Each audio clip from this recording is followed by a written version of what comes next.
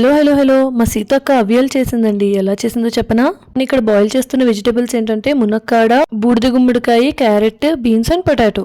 పచ్చి కొబ్బరి, జీలకర్ర, అల్లం అండ్ పచ్చిమిరపకాయ వేసి ఇలా వాటర్ వేసుకుని పేస్ట్ చేసుకోవాలి.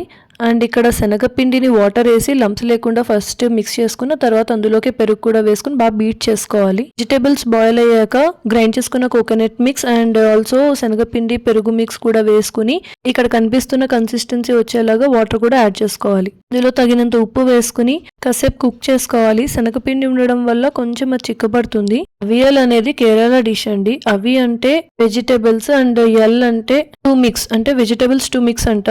అవును, స్మెల్ ని బట్టి మీకు ఉప్పు సరిపోయిందో లేదా తెలుస్తుందా? ఇక్కడ చూడండి, అక్కకి ఇలా చూస్తే తెలిసిపోతుంది. అవియల్ కు మెయిన్ కోకోనట్ ఆయిల్, కొబ్బరి అండ్ కరివేపాకు. ఆ కొబ్బరి నూనె మన వల్ల కాదండి, అందుకే నెయ్యిలో ఆవాలు జీలకర్ర పోపు వేసి దాంట్లో యాడ్ చేసేసింది. అంతే, టేస్టీ అవియల్ రెడీ.